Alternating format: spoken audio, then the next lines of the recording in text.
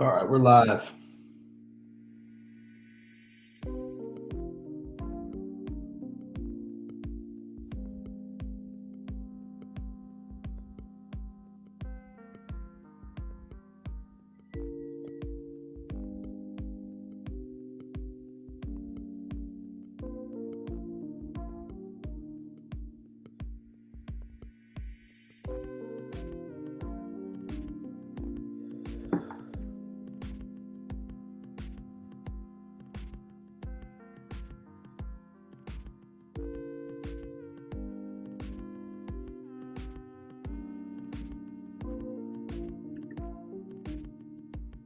All right, come on in, everybody. Welcome back to the Holler.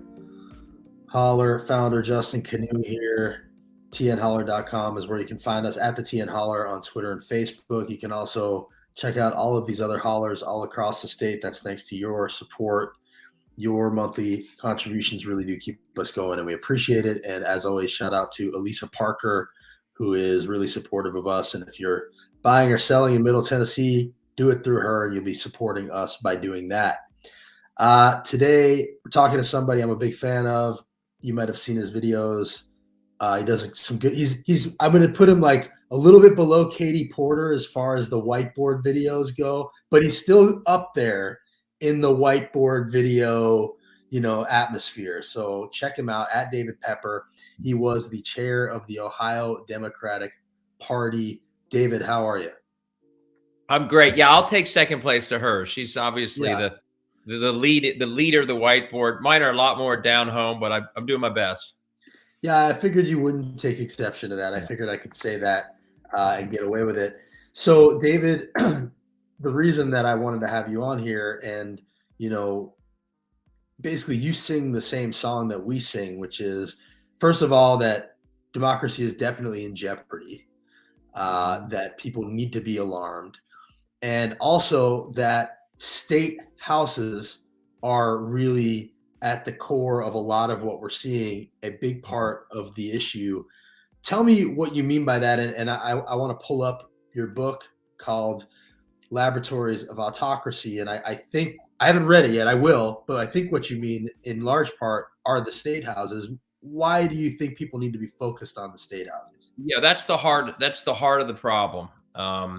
There's a broader group of people out there who are undermining democracy. It's pretty clear. They've been doing it for a long time. But often the media focuses on the individual people, like Donald Trump's and some others. But the instrument of undermining democracy is not what they focus on. The instrument, the way you do it, the institutional way you do it is state houses. Going back to the founding, this was clearly the design was that states are where you shape the sort of the democratic infrastructure of this country. They set the rules of elections, how you vote, when you vote, which shapes who votes in the end, depending on how you set those rules. They draw the district lines for themselves and for Congress. Originally, they are the ones who decide who the senators were, right? And now they still have a role in the electoral college process. So if you're worried about democracy, don't just focus on the people who are saying crazy things. What's his face? Obviously Trump, but the general, Mike Flynn. We all are focused on Lauren Boebert and Mike Flynn and Donald Trump. But most of them, by the way, they may talk a lot, but they don't have their hands on the instruments that shape democracy. Your state house does. My state house does. They may not be as famous as those people, but they're the ones who are passing the laws. They're not the minority. They're the majority, a rigged majority.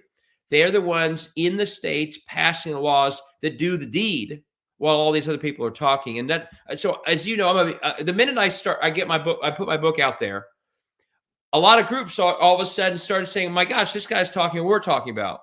And so I love meeting groups like Tennessee Holler and all these affiliates, because you're talking about the same thing that persuaded me to write a book, that too few people see this for what it is. They see the undemocratic chatter from Trump, but they don't see that the instrument of most of the work is actually in their own state house, in their own state capital. And yeah, when you see the map here, you're like, there's Tennessee. It's one of the laboratories I talk about. There's Ohio. There are all these other states. And They're plugging away every single day. Now, there's a way to stop it, but the one reason I'm excited to be with you today is what you are doing is one of the first steps of stopping it, which is to get these places out of the shadows where no one, in the grand scheme of politics, these are the least known officials in politics. Most people don't know who their state rep is. They don't know how scandalous their state houses are. These elections float by as we watch Congress and president. The state house things just roll right by, often unchallenged. And so what you're doing, bringing a lot of noise to these places and attention and profile is in many ways the most important first step. It's the same reason I wrote the book. We got to get the word out to focus on these places. I really appreciate you saying that. It means a lot to hear it. One of the things that you mentioned in one of your rants recently that really struck a chord with me was that a big part of why these guys are the way they are is because they aren't really in a democratic process. And Right. that really seems to hold true. I mean, that's my experience here in Tennessee as we try to make these guys famous, as you say, and shine a light on them and make them, we always try to put their faces on the things that they're doing, name them, tag them. We're really careful about that. But why do you say they don't face democratic processes? How did they get to that point? So it's a stark thing to say, but it's just true. If you think about it, you ran for office, I've run for office. We know what democracy feels like. It's not a cakewalk. You got to talk to all sorts of folks, and in a fair district, you got to talk to people who don't agree with you. For the most part, almost every member of the Ohio State House majority, and my guess is this is true in state houses across the country, the districts are so rigged that most of these people, and in Ohio, when I say most, they have a guaranteed majority thanks to gerrymandering somewhere in the mid 60s. 62 of the districts have averaged a 10-point victory or more for a decade. 50 have averaged a 20-point victory or more a decade. Something like 34 have averaged 30-point victory or more, and 17 have averaged a 50-point victory or more. Wow. So when I say that, I mean to a person up to their 60 or so, they basically have not really been in real elections, anything that we would describe. They are, they're basically, most of them essentially being reappointed. And so the whole world that they have risen to power in has been devoid of democracy. And I go through this in the book. If you've never done something, but you're in power, the thing you didn't ever experience actually scares you. It's foreign to you. If you've never been in a real election, the idea of a real election as the way you keep your power would scare you. But the other thing that the last 10 years have shown us, even more than that, is all the incentives that go with real democracy, performing good public service where outcomes help people, not being corrupt, not being extreme. All the incentives that go along with a good functioning democracy are the opposite if you've lived your entire career in a world without democracy. Public outcomes no longer matter. You get reelected even if your school systems are falling apart, or the healthcare is terrible, or in Texas, the energy grid collapses. It doesn't matter. Being extreme is how you avoid a primary. So you be extreme. You never work with the other side. Corruption is rampant, but you still get reelected unless you're literally on tape with the FBI or something. So not only are you scared of democracy, but everything you've done in the world of that doesn't have democracy would actually cost you if you ever were in a real election. So what do they know? They know we can only keep this gravy train going if we use every power we have to subvert democracy, because that would end our careers. So it's an entire generation of people who, like I've said, and my guess is if you dig down in the numbers in Tennessee, most of those state house officials, maybe they won a primary at some point, 5,000 or 6,000 votes. Maybe they got 10,000 votes, less than most city councils in large cities. My guess is, though, most of them have never been in any election but that first one. And so they're kind of living up there knowing that. I testified a couple months ago at our redistricting committee, the hearing. And rather than and I'm a nice guy, most people would tell you that. But when I'm in front of people who I don't think are legitimately in office because they've rigged everything, I'm not going to shy away from that. So I said to them, hey, guys, I know none of you have ever been in a real election. I get that. Let me tell you, as someone who's been in them, don't be so scared of the voters. If you actually win a real election, you'll actually feel better about yourself than sneaking around every 2 years running in races where you have no competition, can never lose. So I think we should face up to the fact that these are people who've never been in democracy, basically. They're scared of it, and we shouldn't be afraid to call them out for it. And boy, does that make them upset when you actually call them out on the thing that they know is true. Okay, so I'm going to play them for a second, right? Yeah. And here's what they would say about things like gerrymandering. Democrats do it in the other states, right? And Mhm. that's why we needed a federal solution, because to ask Republicans to disarm in Right. Tennessee and not gerrymander as much as they possibly can, while Democrats do it, they would both sides this one, and to which I would say, yeah, it's bad when both sides do it, Totally. and that's why we need a federal solution. But what do you say when they say that Well, to you? the first thing I say is you just said it. It's bad. And part and parcel with gerrymandering and lack of accountability is broken public outcomes. And I don't want those outcomes anywhere. It's a bad system. It was healthy when I was a county commissioner, city council member, that I knew I had to get reelected and it would be close. I live in Hamilton County, which is a county that's 50-50. It's a bad system for everybody, but I will not allow anyone on both sides it, because Republicans are the ones who, for the last 10 years, have really done it, to a degree we've never seen in the history of this country. And let's be clear, you are going to have a race to the bottom. If Ohio and Texas and Tennessee do it, of course New York's going to do it, because they don't want to lose long term. And that's why the ultimate test is who supports the reform. Right, There is current legislation in Congress that would apply standards that would actually solve it. Who supported those standards? Democrats. Who didn't? Republicans. So it would have stopped the New York gerrymander that the Wall Street Journal likes to focus on, or the one in Illinois. I'm glad. I think that would be a good thing. yeah, And I don't want to hear from one person who was against the change in the Senate and filibustered it about the New York gerrymander, because you can stop it if you actually care about it. But to only pick the couple of Democratic states where it happens as if somehow you don't support it everywhere else is just disingenuous. But I absolutely support legislation, and it would work, that would across this country say, here's what a fair district process looks like, and it's good for voters, it's good for democracy, it's good for outcomes, and here's what BS looks like that we should strike down. And I can point to Ohio. We changed our constitution twice in the last decade. We added clear standards into the Ohio Constitution, and in the last couple months, they have tried to ignore those standards, and our Supreme Court struck it down, bipartisan. So it can be done, and if so, but it takes this federal legislation, or you will have the inevitable race to the bottom, which we are seeing, which is right, bad for everybody. And this is very important for Tennessee and Ohio, by the way. One thing to say to Republicans in smaller towns frustrated with the state of things in their community is they are suffering too from gerrymandering. The lack of infrastructure, the lack of healthcare, the lack of things for young people to get excited about to stay. All of this is a result of the lack of democracy in these state houses. So it may feel good in the short term that their party might be in power in the state house, but at some point when they don't have choices in elections either, if all elections are predetermined, the outcomes for entire states are bad. And, I have small towns that I know well in Ohio. They're totally Republican areas. I go to them all the time.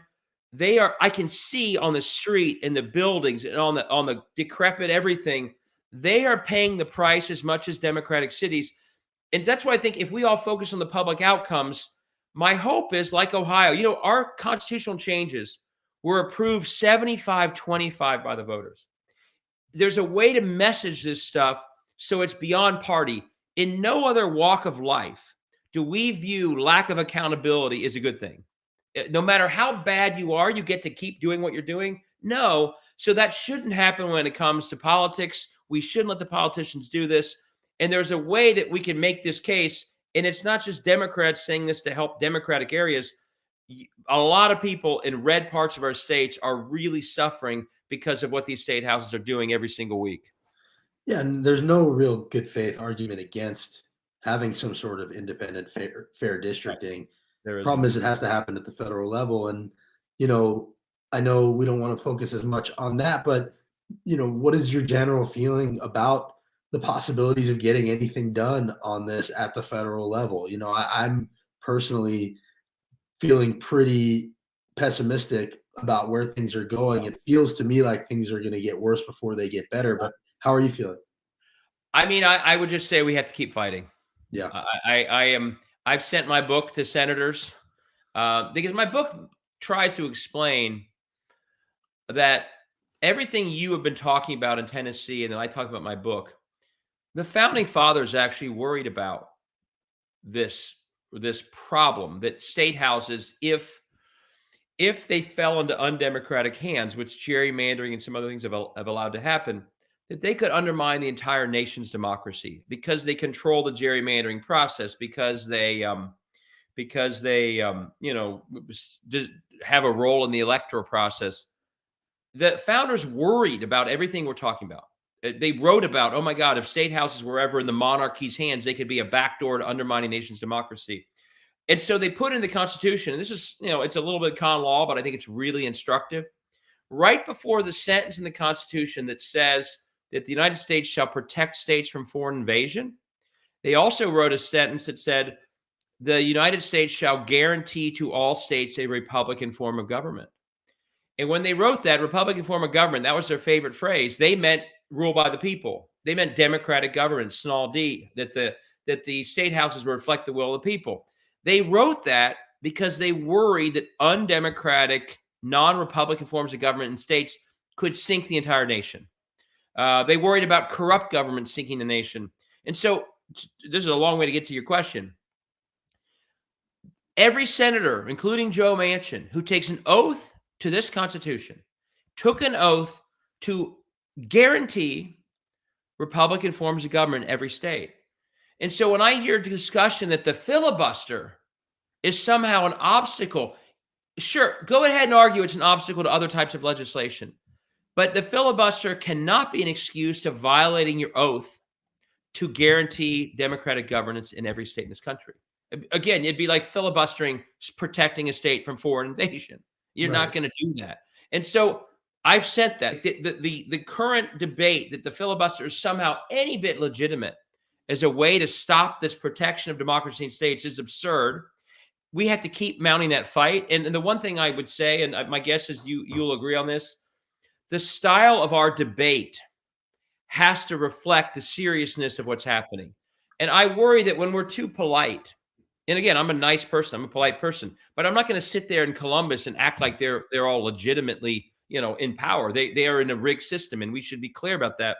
And I think that's why you should have things like the talking filibuster. If Chuck Grassley is going to defend attacks on democracy every day, make him stand there 3 straight nights, or whoever, Josh Hawley, make them actually work a little bit. Right. And when we don't do that, we send a signal to the country, it must not be that bad. If it was that bad, we would actually act like it. And so I think it's on all of us to communicate to those, not just Republicans, but Democrats, and say to them, you need to start exhibiting the behavior of people who think it's a crisis. Because if you're too polite and you're too civil and you're too, well, he's a nice guy, it's giving a signal it must not be that bad. And I think I completely agree with you. And I think that's true in a lot of these fights that we see, not just at the state level. I mean, I even personally felt like Biden could have done more to make Manchin and Sinema more uncomfortable about what was going on. But that's, I guess, a story for a different day. The one thing I wanted to, it needs to happen now. We can't say, oh, we had one vote and we move on. Like, no, keep going. Keep going. I agree. Lift it up. One of our questioners is asking, is there anything explicitly unconstitutional about Congress passing a law that requires bipartisan redistricting at the state levels? The answer is no. And the reason is there is a part of the Constitution that Marsha Blackburn loves to talk about, which is that the founders left elections up to the states, to state legislatures. What she doesn't talk about is the rest of that sentence, which allows Congress to override them if anything goes wrong. So actually, Congress, the federal government, has the final say with how elections are handled. That's why something like this would actually be constitutional, and so was the voting rights bill. Absolutely. The whole talk of federal takeover is a complete sort of mashing of the Constitution. There are so many parts of the Constitution that say the federal government has a role in elections. You just mentioned one.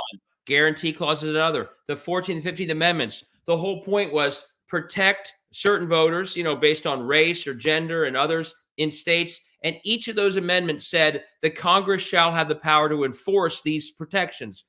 So why are they saying federal takeover? Not because it reflects the Constitution. The Constitution contemplates the federal government being involved. They say it because that's what segregationists said in the 60s when they didn't want to actually spew openly racist things.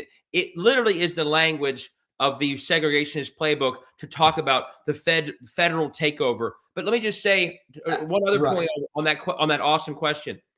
If you read recent Supreme Court decisions, the United States Supreme Court, written by Kavanaugh and Roberts and others, they say, to answer that question, we right now, there are no standards in the law that allow us to decide what is an unconstitutional versus a constitutional districting.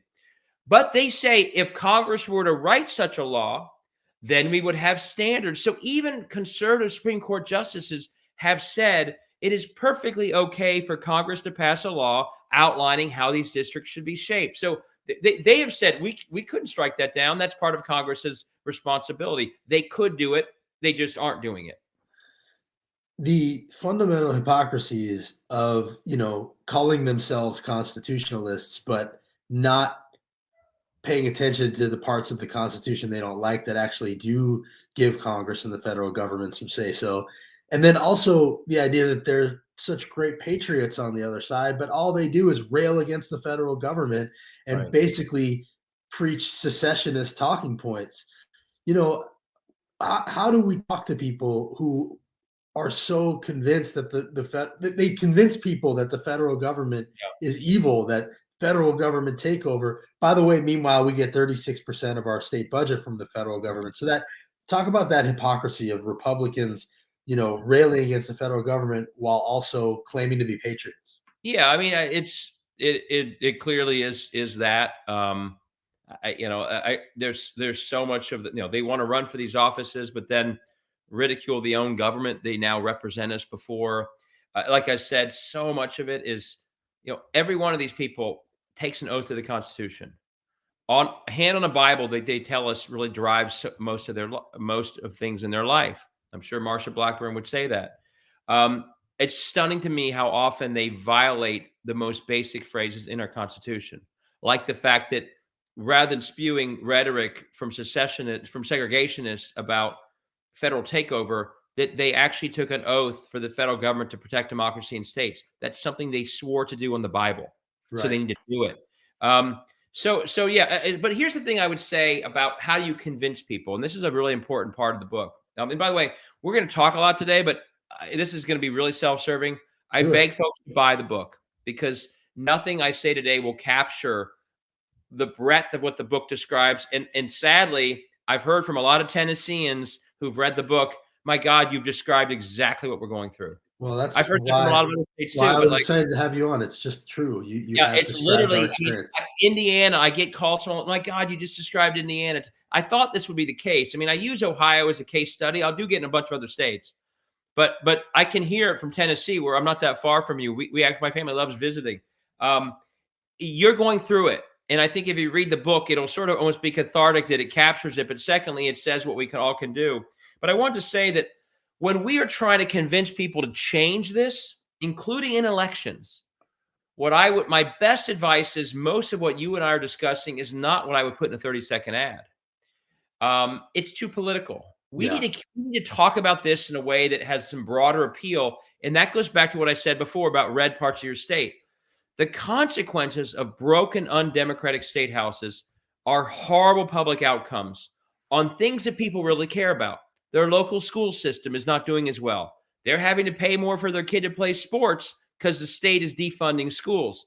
In Texas, the energy grid collapsed so that people froze to death. And to talk about how does that happen? Does that happen because they put themselves first? It happens because, and this will sound dramatic, but it's true, the entire ammo of state houses where no one knows who they are, but major private players are posted up in the state capitol getting everything they want, is a massive transfer of public assets to private players that do know what state houses do and love this system. In Ohio, the best example, public school money, a school system in Ohio ranked 5th in the nation 15 years ago, bleeding into for-profit online charter school scams that are disasters for education. And one was caught making up numbers about attendance to make more money. What's happened? Our public school systems are now ranked in the mid-20s when they were 5th.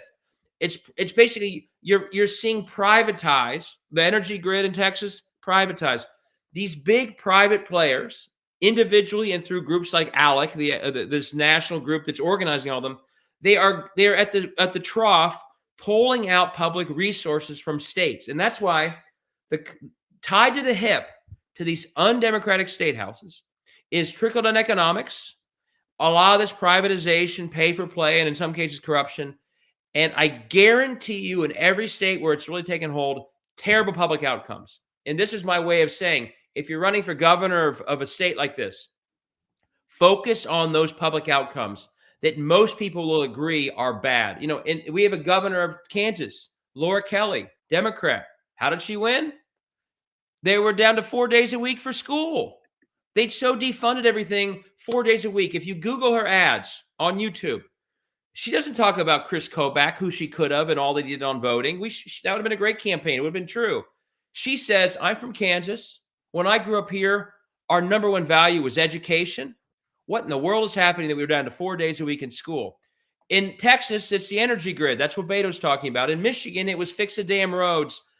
And I saw someone just say, yeah, talk about Tennessee, talk about crumbling schools in Tennessee.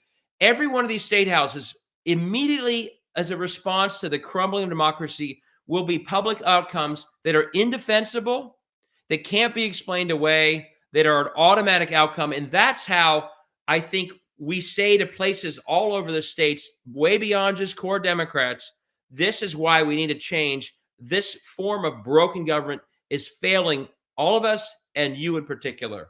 And that's, I think, the better pivot than just talking, about some of the things I talk about in my book, about why this is all happening. So you're talking about focusing on outcomes, and I think outcomes brought, yeah, in every state. and you're talking about privatization. You're talking about charter schools at the trough. That's making me want to just play this clip for you because this is what we're dealing with right now here in Tennessee. This is the head of Hillsdale College in Michigan, a private Christian school that Governor Lee just announced a partnership with. And this guy is on tape last year, at the end of last year, saying that Governor Lee asked him to bring 100 charter schools to Tennessee. Yeah. Governor of Tennessee has talked me into a commitment to start 50 charter schools in Tennessee by his sell-by date. So that right there is what you're talking about. That is a privatization of public resources. Meanwhile, Governor Lee has control of a statewide charter school approval board to overrule when local communities don't want these schools. Right. And here comes this siphoning off of public resources that you're talking about. Right. Now, by the way, there are some charter schools that do okay. Yep. In Ohio, we have found that most of them have been a total disaster. The for-profit ones, especially the online ones, especially. Republicans in Ohio were literally all they cared about was online virtual school until the pandemic, and all of a sudden they flipped. But they were for it for a decade because that was their biggest donor. And so what I would tell you is every state, folks like us need to pinpoint in our state what are the most broadly impactful public outcomes that have collapsed because of these broken places. And that's what we need to campaign on. And again, each state will be different. It sounds like you have the same school issue that we have. Other states, it'll be, who knows what. But all around the country, I think in Ohio, a huge issue is the state of our small towns that are dying right in front of us. Unpaved streets, main streets that are empty. Why? Lack of infrastructure, and trickle-down economics never helps these people. It helps the people in a few of the big cities, the state capitals.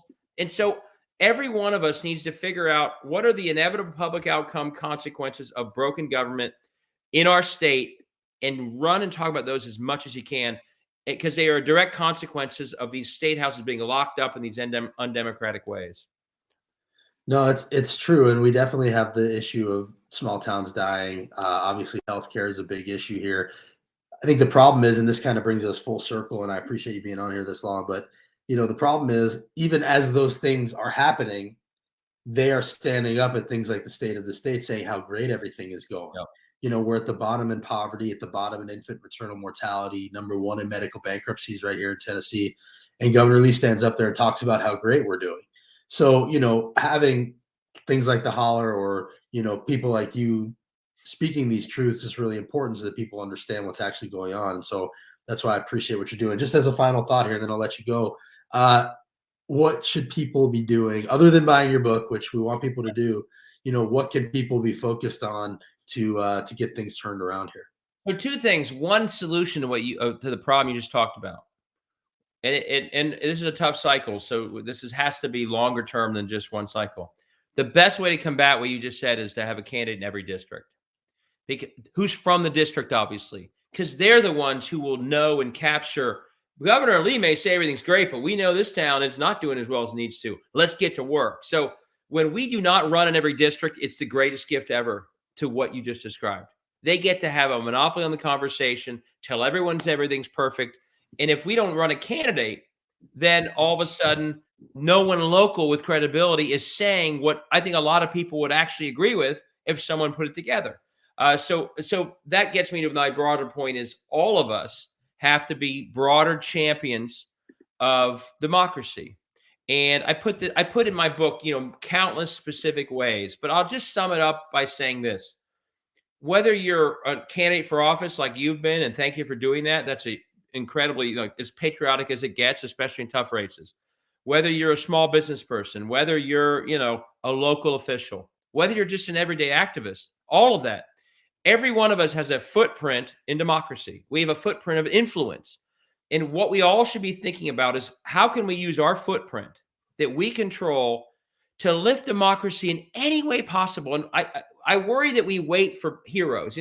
Stacey Abrams will do it, or, Michelle Obama's going to register voters, and we just wait. And my message is we'll never hit the scale we need if that's how we attack it. I'll just give examples for a second.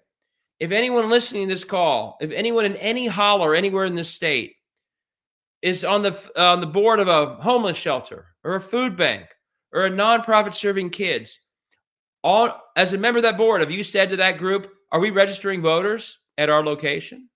We know they're being purged. Some of our constituents are the very people being knocked off the rolls. Are we registering them? If you have a friend who's the mayor of a small town, are they using the footprint of their city hall, the rec center, the health clinic, the library, whatever they do? Are they using it to engage democracy? Are they registering voters who come to the rec center? Or you name it. If a small business, Sherrod Brown once in Ohio was Secretary of State. He had McDonald's have a voter registration document as part of the menu on the tray. So the point is, if you really, and by the way, if there's a business doing that, do you go to that restaurant and eat because of it? Do you tell other people to? That's what I'm talking about. Think creatively of everything you do, how you can bring lifting democracy into the bloodstream of your day-to-day activity. Think about it. The Bureau of Motor Vehicles does it. Wonderful. But that's just one sliver. Right. We need to incorporate into everything we do, lifting democracy, and then incentivize it by shopping in the places that do it or whatever.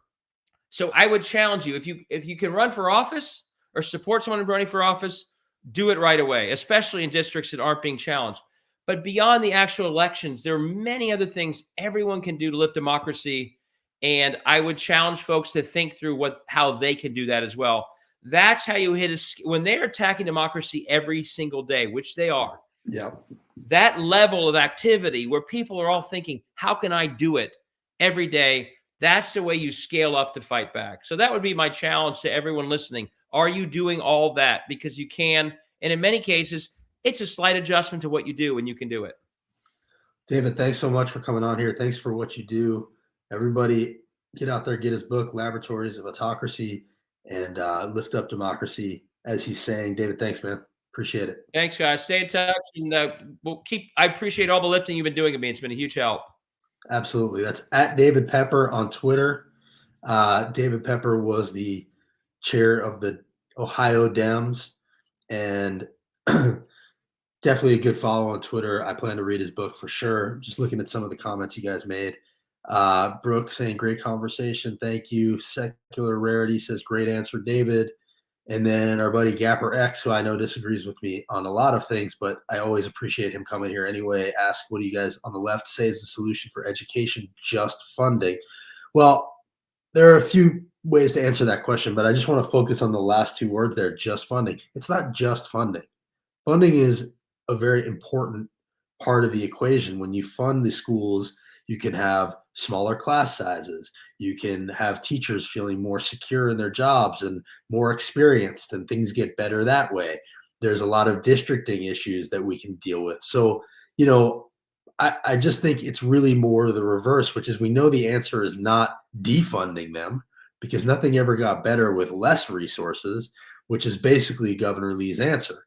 So by steering resources to these private run public charter schools that are only public because of how he is funding them, right? They're only public because they're taking our money. They're run by private schools coming from Michigan into Tennessee. They've already applied to school they've already sent in applications in Williamson County, which, Williamson County has the best schools in the state. Why do we need a charter school here? Well, the answer is because the Moms for Liberty and people on the right want to send their kids to a school where they're going to be able to control the curriculum. They don't like the public school curriculum, so they want to send their kids to a place where they can control the curriculum, and they want to do it with our money. So in essence, they are taking a roundabout way of creating new private schools. They have the right to send their kid to private school with their own money. They have the right to homeschool their child, but we have public schools in this state, in this county, in this country, and public dollars belong in public schools. My kids are going to public school, and they're not going to get better by siphoning off hundreds of millions of dollars for 100 charter schools, right? And then they talk about being small government. Well, how is it small government to have a statewide charter school approval board overruling communities that don't want these charter schools to come in and take their public school funds? So think about it. This should not be a partisan issue, right? Governor Lee had an issue with private school vouchers because the branding was bad. The word was he's steering public school dollars to private schools through vouchers. Well, now he's saying, oh, no, it's not private schools, it's public charter schools, but they're privately run. So he's basically just hiding the ball. And these charter schools that are coming through a private Christian school in Michigan, where the president was the head of Trump's 1776 commission. I'm not trying to make it partisan, but the reason that I bring that up and talk about the ties to Betsy DeVos, the reason I bring all that up is to show the cronyism of it all. They went to their buddies, come start 100 charter schools, and now they're going to only commit to putting in $1 billion new money into our schools, which by the nature of that promise, they're admitting that we need more money in our schools because we're 44th in per pupil spending.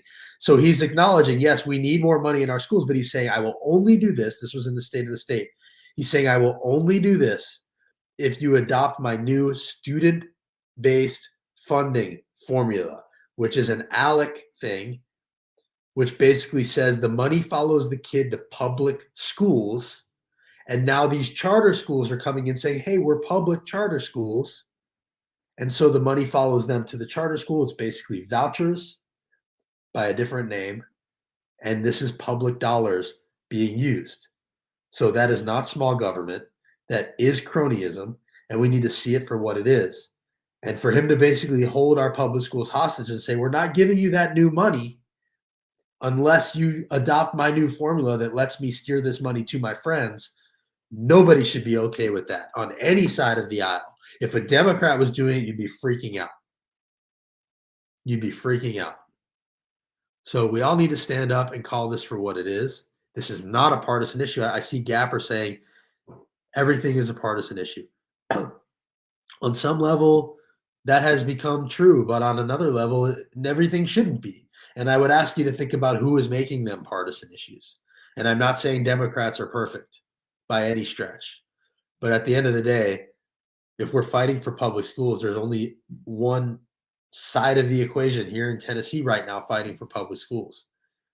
And if they get behind Governor Lee on this and Penny Schwinn, who has been exposed for self-dealing on multiple occasions, then they are going to be doing our public schools a grave disservice. So I tell you all this so that you know what's happening, so that you see it for what it is, so that when Governor Lee here, let's go through this together. Since some of you are still here, I appreciate you guys following along, but I want to show you his speech because you can see it with me and see it for what it is. I showed you the one about that the private school president was saying that he asked him to bring 100 schools here. Well, here's Governor Lee being asked about that at his press conference yesterday. That specific partnership is about engaging Hillsdale in public. See how he says public? So he's got it in his head now. Okay, it's public, not private, because he knows people have an aversion to private. So he's saying public, but they're privately run charter schools. And like David Pepper said, not every charter school is the worst thing in the world, but when you're dropping charter schools over the protests of these small communities and 100 of them, that is a different story. That is a problem. And so he's saying public repeatedly, public, public, public. That's intentional. Classical, secular education.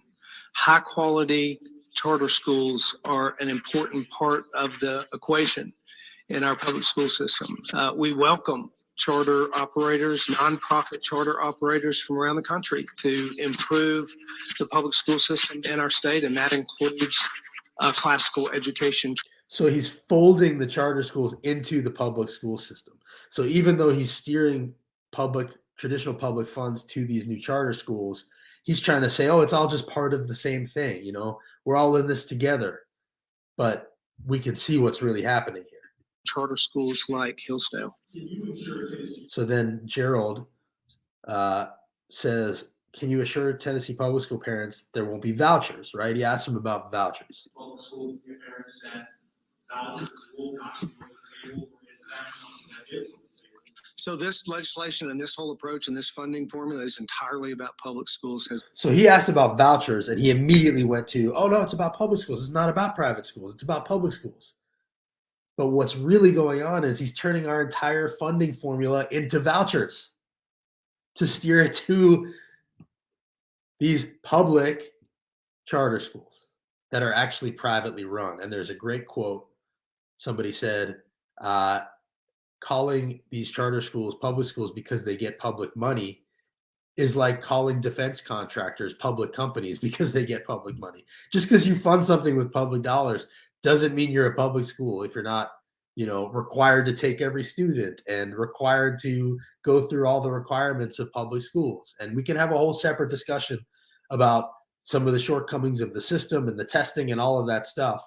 But at the end of the day, we need a baseline to be educating our children, all of our children, and steering resources away from it makes you an enemy of that promise that our country makes to those kids.